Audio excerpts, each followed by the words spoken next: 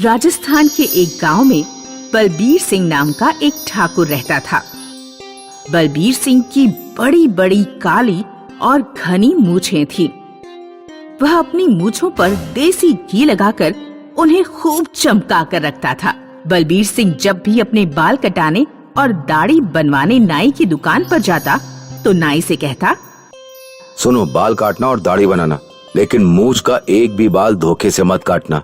मूछें हम ठाकुरों की आन बान और शान होती हैं।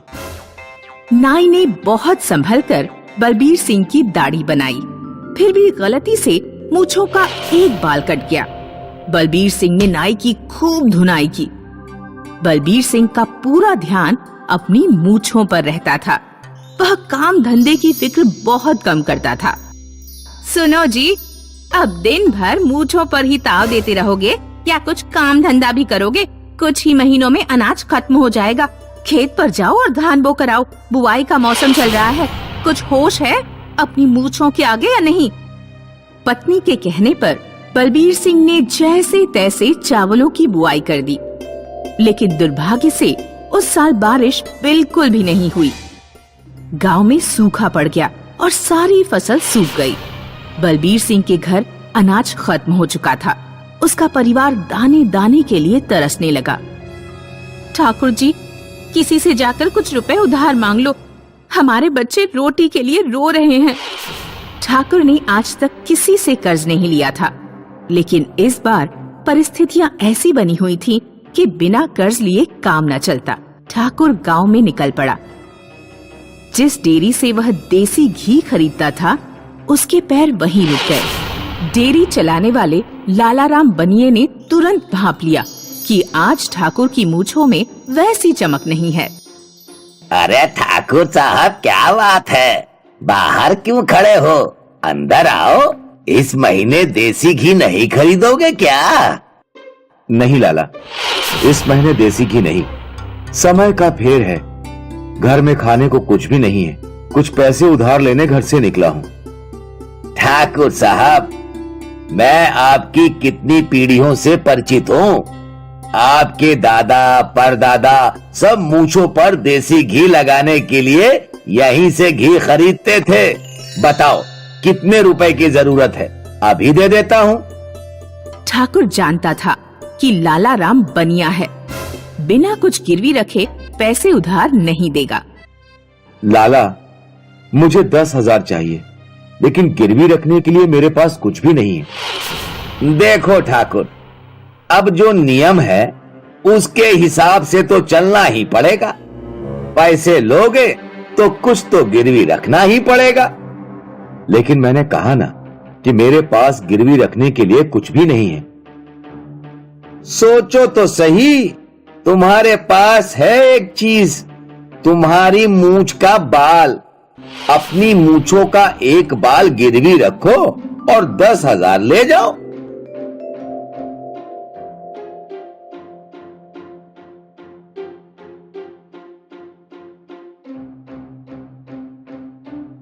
ठाकुर बलबीर सिंह को पहले तो बहुत क्रोध आया, क्योंकि उसे अपनी मूछ का एक एक बाल अपनी जान से ज्यादा प्यारा था। लेकिन फिर उसने सोचा कि उसके पास और कोई रास्ता भी तो नहीं है। ठाकुर ने अपनी मूछ का एक बाल तोड़कर बनिए को दे दिया। बनिए ने वह बाल शीशे की डिब्बी में रखा और ठाकुर को 10,000 रुपए दे दिए। गांव का एक आदमी छुटकू ये सब देख रहा था। छुटकू भी कर्ज लेने निकला था। मूछ के एक बाल के बदले 10,000? ये तो बहुत बढ़िया सौदा है।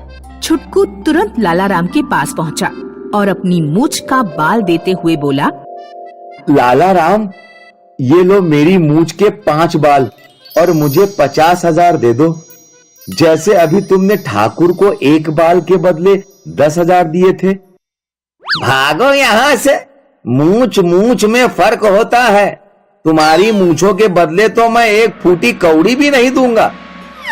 छुटकू को लालाराम की बात सुनकर बहुत दुख हुआ। ठाकुर की मूछें इतनी कीमती और मेरी मूछ के लिए फूटी कौड़ी भी नहीं।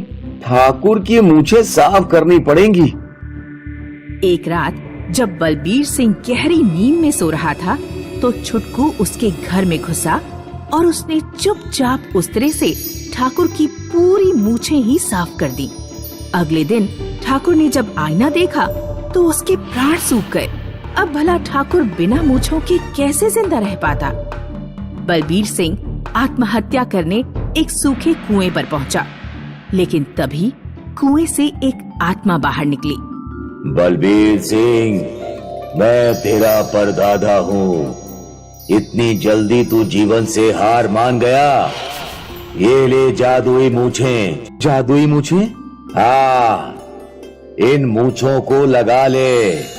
इन पर हाथ फेरने के बाद तू जो पहली बात बोलेगा वो सच हो जाएगी।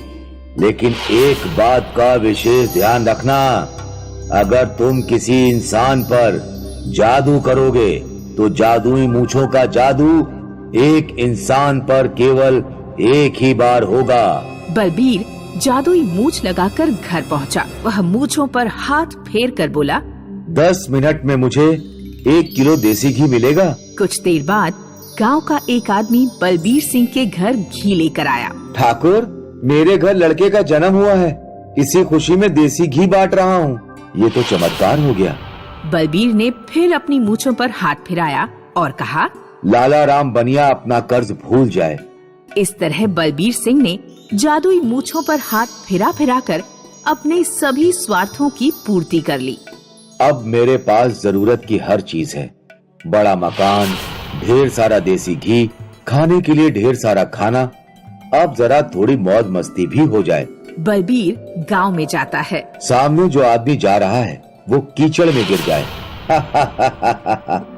वो औरत हवा में उड़ जाए, वो आदमी साइकिल से गिर जाए। इस तरह अपनी जादुई मूछों से लोगों को सताने में उसे बहुत मजा आ रहा था।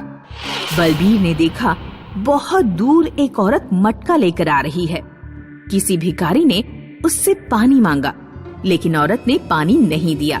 पता नहीं वो औरत कौन है, इतनी दूर से दिख तो नहीं रही, लेकिन उसने बड़ा अन्याय किया। मैं उसे सजा दूंगा।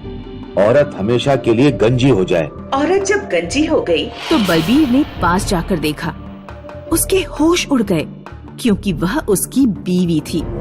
अब वह दोबारा उसके बाल उगा भी नहीं सकता था, क्योंकि जादुई मूछों का जादू एक इंसान पर एक ही बार होता था।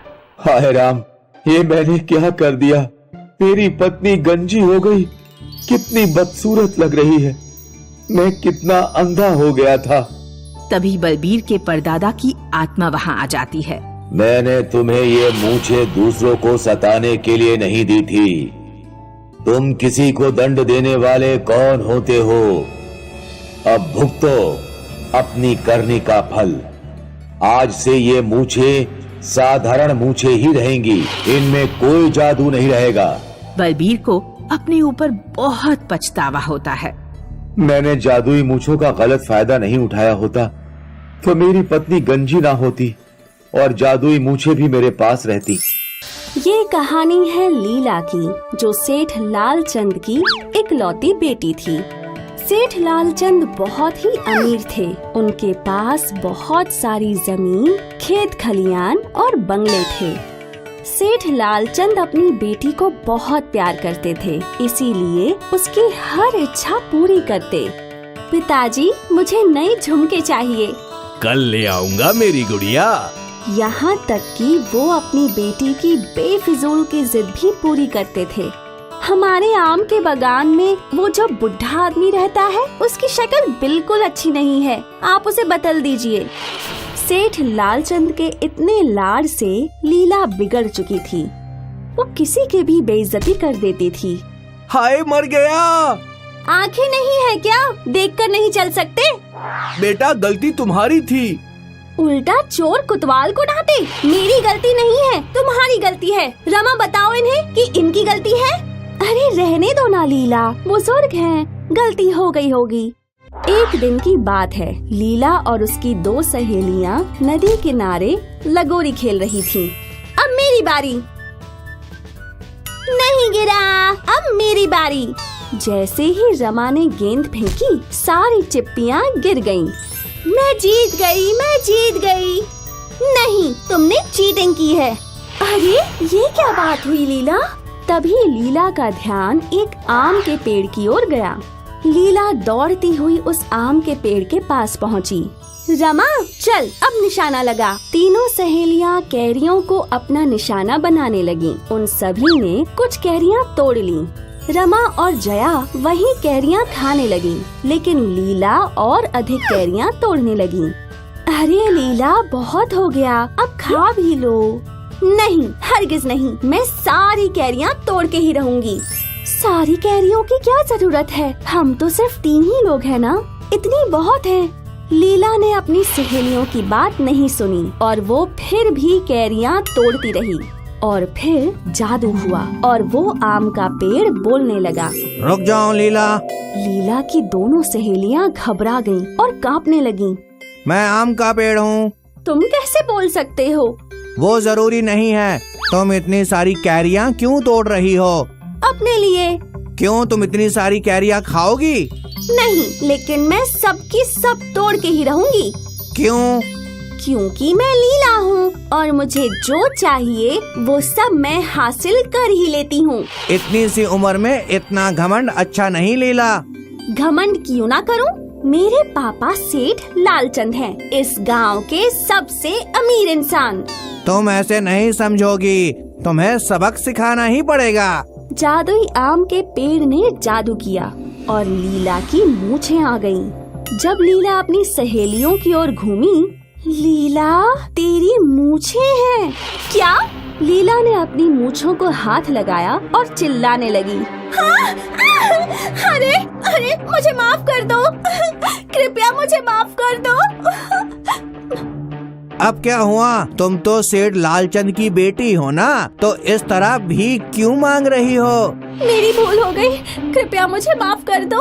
नहीं, हरगिज नहीं। अब जाओ अपने पिताजी को बुला लाओ, तभी तुम्हें माफी मिलेगी और इन मूंछों से आजादी। लीला ने अपने दुपट्टे से अपना चेहरा ढका और अपनी सहेलियों के साथ गांव की ओर चल पड़ी। रास्ते में हवा से उसका दुपट्टा उड़ गया और गांव वाले लीला की मूंछें देखकर हंसने लगे। अरे ये क्या, मूंछों वाली औरत? गांव वालों की बातें सुनकर लीला को बहुत शर्मिंदगी महसूस हुई और वो भागते हुए अपने घर गई। वहाँ उसने अपने पिताजी को सारी बात बताई। फिर सेठ लालचंद उसके साथ निकल पड़े। सेठ लालचंद उस पेड़ के पास पहुँचे और भीख मांगने लगे। कृपया मेरी बेटी को माफ कर दीजिए, वो ना समझ है। ना समझ नहीं, घमंडी है और उसके घमंड के कारण तुम हो। अगर तुम लीला को सही परवरिश देते तो उसे दूसरों के प्रति सहनशीलता होती। लीला, कैसा लगा लोगों के मजाक का कारण बनकर? इतनी सी उम्र में तुम्हें इतना सारा घमंड है।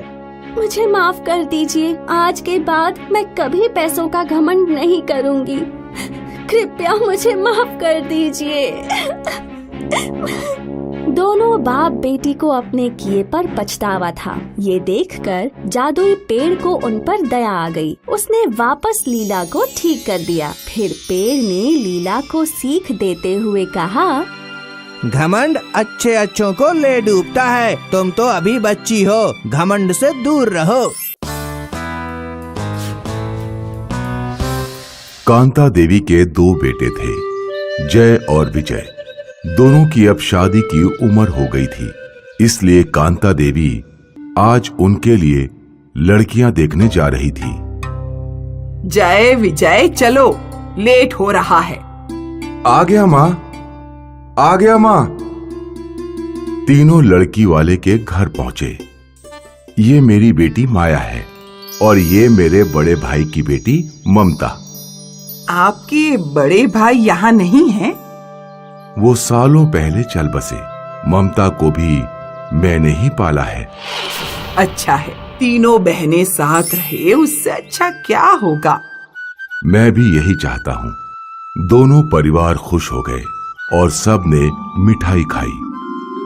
कुछ दिनों बाद विजय और ममता और जय और माया की शादी बड़े ही धूमधाम से हुई। दोनों परिवार बहुत खुश थे। शादी के बाद कांता देवी ने बहुत सारे रीति रिवाज किए। जैसे गांव वालों को दावत, गाना बजाना। शादी के 2 दिन बाद अब सिर्फ एक ही रिवाज बचा है, वो क्या माँ? ब्राह्मणों को खाना खिलाना। और वो कब होगा? सोच रही हूँ कल ही रखूं, लेकिन बहू इस रिवाज का खास महत्व है। तुम दोनों को अपने हाथों से खाना बनाना है। जी माँ जी। ब्राह्मणों के भोग के दिन ममता जल्दी उठी। वो रसोई में गई और उसने काम करना शुरू कर दिया। माया बहुत देर बाद उठी। दीदी, आप तो जानती हैं कि मुझे ये सब करना बिल्कुल नहीं पसंद। अब आपने शुरू कर ही दिया है तो खत्म भी कर लीजिए। ममता को माया के ऐसे रवैये की आदत थी, क्योंकि माया शादी के पहले भी कोई काम नहीं करती थी। माया अपने कमरे में गई और श्रृंगार करने लगी और बेचारी ममता अकेले सारा काम करती रही। 3-4 घंटे बाद सारा काम खत्म हुआ। तुम अकेले यहाँ हो? माया कहाँ है? वो अभी अपने कमरे में गई हैं। अच्छा अच्छा। ममता माया की हर गलती छुपा लिया करती थी। कांता ने 2 ब्राह्मणों का स्वागत किया। बहू, ब्राह्मण देव पधार चुके हैं। जी माँ जी। ये सुनते ही माया तुरंत रसोई में गई और ब्राह्मणों के लिए खाना परोसने लगी।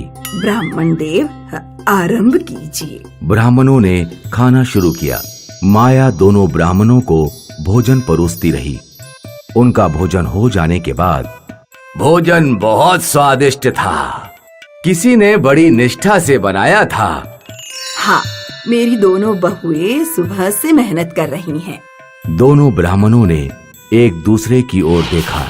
तो फिर इन्हें आशीर्वाद भी इनकी निष्ठा के हिसाब से ही मिलना चाहिए। ब्राह्मण ने जादू से 2 फूल प्रकट किए। एक फूल ममता को दिया और एक फूल माया को।